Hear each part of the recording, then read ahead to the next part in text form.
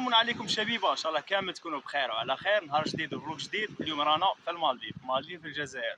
رانا في اعالي جبال هوناي بولايه تلمسان، واللي هي تعتبر مسقط راسي تاع جدودي ماشي تاعي، باسكو مانيش عايش فيها. على كل حال المهم، الانسان كيكون عنده شويه وقت يزور هذه المناطق ويتمتع بهم بوركوا با. ومرحبا بكم كاع 58 ولايه.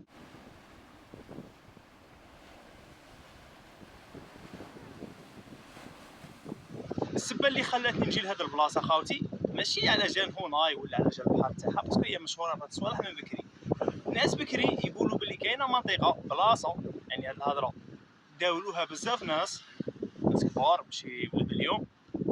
يقول لك بلي كاينه مكان مبروك مبارك، امراه كي تكون عندها بروبليم ما تجيبش الدراري، عندها مشكله في الولاده، كي تجي هاد البلاصه تريح بقدره الله وتولي تجيب دراري. على كل حال انا ما نامنش بهاد الصوالح، برك هضره داولوها ناس.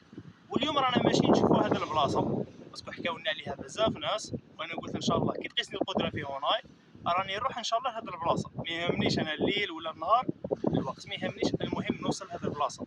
اما يقولوا بلي هاد البلاصه بزاف واعره ودونجي، باسكو هي جي عباره عن كيما المطموره، يعني كيما حفره غارقه بزاف، خاصك تتخطاها. لو كان ما تتخطاهاش قادر طيح تموت، وبزاف ناس ماتوا فيها.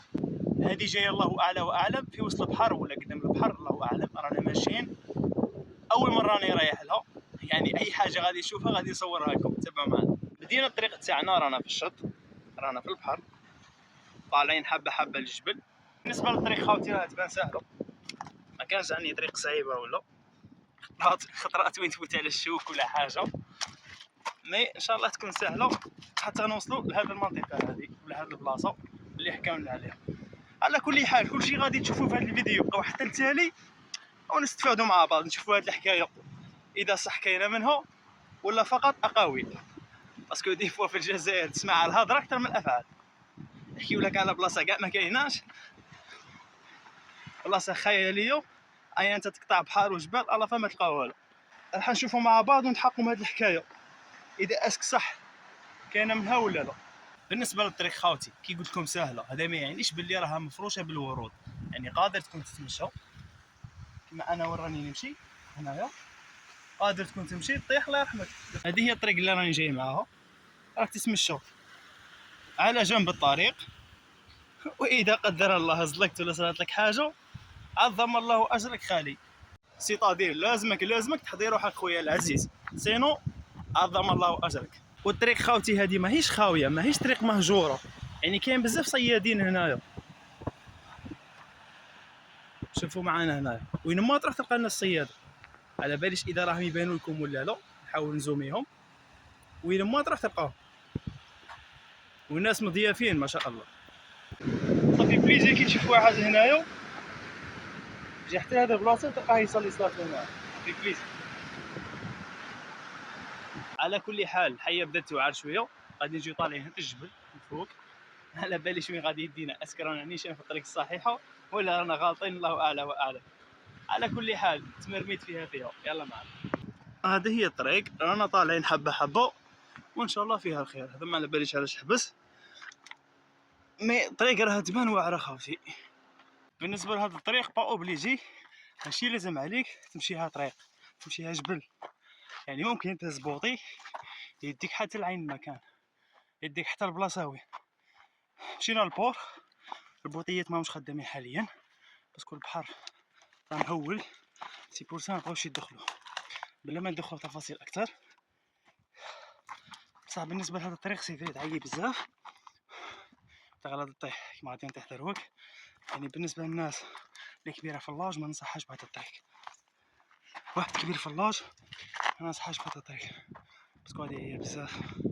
او بليزيور لازمك القابسه خالي، لازمك القابسه، اذا ما كانش عندك القابسه غير ما كان لا تقدر بهذا الطريق خويا تلقاو الفوق. واخيرا رانا لحقنا للراس تاع الجبل، ماشي كاع الراس ما تقدروا تقولوا الراس تاع الجبل. المهم هذه هي الطريق اللي جينا معها، دوك نقلب لكم كاميرا نوريكم الطريق باسكو هكا تبان ساهله، تبان ما كان والو، بصح كي تطلع يا مولاي واعره. هنا اللي راه متغاشي راه متغاشي، واللي راه ميت راه ميت. ها الشونطيو كيما هاك، دوك نقلب لكم الكاميرا. ما راش تبان الطريق بزاف، مي باش تدو نظرة عليها باسكو هي شغل جايه هاودة هكا تبان لكم ما كان والو. بصح يا مولاي باش تطلع لازم تكون عندك القابسة يا خالي. على كل حال راها الساعة راها 5 تاع العشية، ما على باليش اذا غادي تطيح علينا الظلمة ولا لا. اذا طاحت علينا الظلمة انبات في الجبل يا خالي. هي الحق يقال ما يجري فيها التعب، طريق فيها تعب، فيها تطلع ومشاكل وفيها تتوسخ وقشك يتقطع والسكاط تاعك يتقطع وممكن طيح طيحة تاع الكلاب اللي الكلاب يحسدوك عليها. مي كي تجمع هنايا وتشوف هذا المنظر مع غروب الشمس وكاع ما يجري مازال غروب الشمس تريح قال عليه يروح لك، يعني تجربة مليحة هذه. الرجال واقفون، لكن ميت راه نايض من الموت. بعد ما ريحنا مدة تاع 5 دقائق لالتقاط الأنفاس اللي كان معايا باش يريح شوية باسكو كان فريم متغاشي كان ميت. حاليا غادي نكملوا الطريق عند صاحبنا اللي راه الفوق باش نروحوا لديك الوجهة اللي قلت لكم عليها في بداية الفيديو. على كل حال حاليا كما قلت لكم ما عنديش عليها حتى معلومة أبر الأقاويل، والأقاويل قادر يكونوا صح قادر يكونوا غلط. تبع معنا الفيديو وإن شاء الله فيها خير. بعد ما تطلعوا للجبل الفوق هنا غادي تلقاو الطريق، هذا الطريق تلقاوها الفوق في الجبل. هذه تديكم الجامع قديم، هذا الجامع اسمه جامع المرتاح. نقولكم قديم يعني ماشي من 2000 ولا راه من 1830. ودوك نوصلوا للجامع ونصور لكم تما ونصور لا دات الانشاء، تاريخ انشاء هذا الجامع وين تخدموا. على كل حال كاين بزاف ناس ما يعرفوش هذا الجامع اللي هو جامع المرتاح، غادي نوصلوا ليه ان شاء الله ونصورها لكم تما ونحكيو القصه تاعه. كمعلومه بسيطه خاوتي، هذا الطريق اللي راني فيها حاليا هادي قادر من هوناي تدي كلون تدي سياره تجيبك حتى للجامع، طلعك من هذا الطريق حتى للجامع. ما يخلصوش عليك بزاف، حوالي بالك 30,000 ولا 40,000 الله اعلى واعلم، باسكو ما كانش ديستونس بعيده ما كانش مسافه بعيده. لكن حنا غلطنا، حنا دايرين في بالنا باللي غادي نروحوا البلاصه اللي حكيت لكم عليها، ديك الحفره اللي جايه في البحر. طلعنا مع الجبل على فما جبرنا والو، سي بورسو غادي نروحوا دروك للجامع نريحوا شويه تما ومن الجامع نهبطوا لديك البلاصه نحوسوا عليها. كما راكم تشوفوا في هذا الفيديو طريق مخدومه، يعني اللوطو تطلع نورمال، طونوبيل تطلع عادي، فوالا طريق مريح.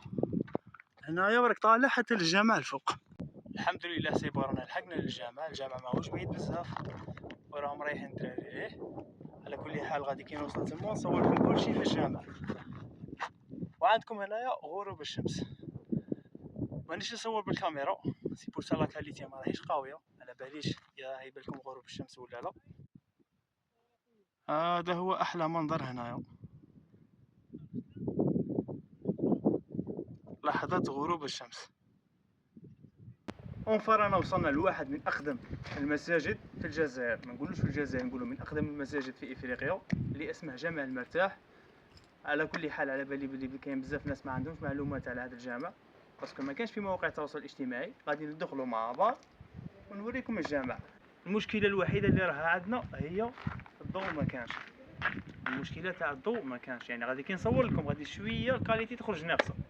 المهم غادي نخلي الحاج محمد هو اللي يورينا الجامع ويحوس بينا الجامع. هذه هي الدخله كما راكم تشوفوا هنايا. شوف قبل ما ندخل المسجد وريهم شا كاين في المسجد.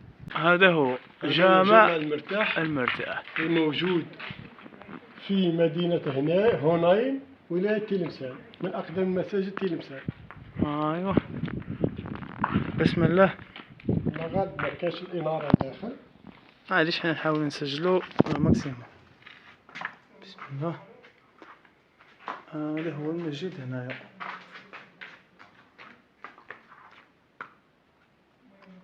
على بالي باللي ما راهش يبان بيان مي لا غالب هذا اللي نقدر نصوره. هنا راهم حاطين بعض المصاحف، محمد المصاحف هادو جدد ماشي قدام، هادو كاش وحدين راهم متبرعين بهم. وهنايا بعض السجادات الناس اللي تبرعت بهم. هذا واش هو محمد؟ يا راجل طال يقوم واحد تبرع به يتأمل هكا يأمل الصلاة. المنبر وين روح؟ من برا فوق هذا هو الجامع من الداخل كما راكم تشوفوا، ومشي كبير بزاف ما يفي بالغرض. هنا راهم دايرين الشمعة باسكو ما كانش الاناره كما قلت لكم. هذا خاوتي راه في الجبل، ما راهوش داخل مدينه هوناي، راه في الجبل. وراه المنبر محمد. فوالا هذا هو المنبر، هذا هو المنبر. هذا المنبر تاع بكري محمد ياك. هذا هو المنبر. كما قلنا لكم سامحونا على جودة التصوير باسكو ما كاش اناره. هذه واش هي محمد؟ هذاك اللي كانوا يباتوا فيها الطلبة، هذه كانوا يباتوا فيها الطلبة. هذه بالي وين الناس تريح، يعني وين زعما لا حتى الناس تكون زعما كيما نقولوا بايت بات تريح. هذا واش هو المحراب؟ ياك تاك المحراب الاخر. واش هو هذا؟ يا الله، محمل. محمل تاع الموتى هذا؟ هذا تكتب المحراب. المحمل. محمل. بون خوتنا، هذا هو المحمل تاع الموتى، اطال الله في عمركم. وهذه لاصال للناس بالنسبه اللي يجيو يتبردا ولا ما على كل حال ما غاديش تبردا في ولايه تلمسان. ولايه تلمسان ما تبات فيها برا، مي بالنسبه للناس اللي طلع للجبل هنا تبغي تريح تقدروا تريحوا هنايا. لا غالب اضاءه ما راش كاينه، مي يسيي نصور لكم فيديوهات كيما هاك غير باش تدو معلومه. هذا هو جامع المرتاح. قولوا هنا التاريخ، هنايا التاريخ تاع وقت انشاء تاع. وهنا بالنسبه كان الهجري وكان الميلادي. ومن الميلادي ماش واضح. 1830 مش عارف 1830. لا نقول هي هجري. الذي هجري احنا ما يهمناش الهجري، خلينا نشوفوا الميلادي 1830. على باليش اذا هذا هو التاريخ نيشان ولا تاريخ اخر. كاش واحد عنده معلومات ولا حول جامع المرتاح يخليهم لنا في تعليقات، نحوس نوصل المعلومه وماذا بيا انسان عنده معلومه اكثر يفيدنا اكثر. بالنسبه للسقف هذا هو خوتي، راكم تشوفوا السقف باش مخدوم. هذا هو السقف خوتي.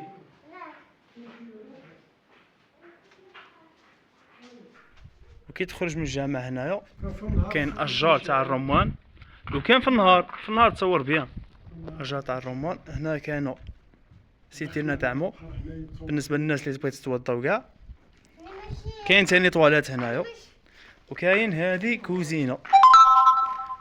كاين بعض الاغراض اللي يجيبوهم هنا بعض المتطوعين، الناس اللي تطوع اغراض كيما هكا.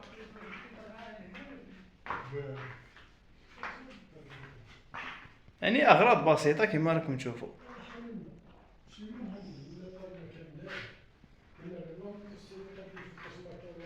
وهنا واش كاين الله اعلم. شوفوا واش كاين، راه مبلع ولا انا ما عرفش نحله الله اعلم. هذا هو خوتي السطح تاع المسجد. هذا هو السطح تاع مسجد المرتاح كما راكم تشوفوا خوتي. هذا ما جاش في بلديه هوناي الداخل، هذا جاي في اعلى الجبل، راني في الجبل الفوق، ما جاش داخل بلديه هوناي. وهنا ما كان والو، ما كان وين تشري، ما كان اناره، ما كان والو. يعني من المستحسن انسان كي يطلع لهذا المسجد ولا هذا الجبل لغرض الاستكشاف ماذا به يجيب حاجه، يعني صوالح اللي يبغي ياكل ولا ما على باليش انا، ولا مشروبات يجيبوا معاه في الطريق، باسكو ما كانش وين تشري هنايا. وين تشري في الجبل، ما كانش وين تشري. انا قرعه ما تعطش ما تلقاهاش. في الجامع حنا تلقى، تبغي طيب صوالح ولا تلقى، من انت قادر ما تلقاش. حنا جينا هنايا لقينا بعض الصوالح تما، مي قادر تجي ما تلقى والو. هكا باش نكونوا في الصوره.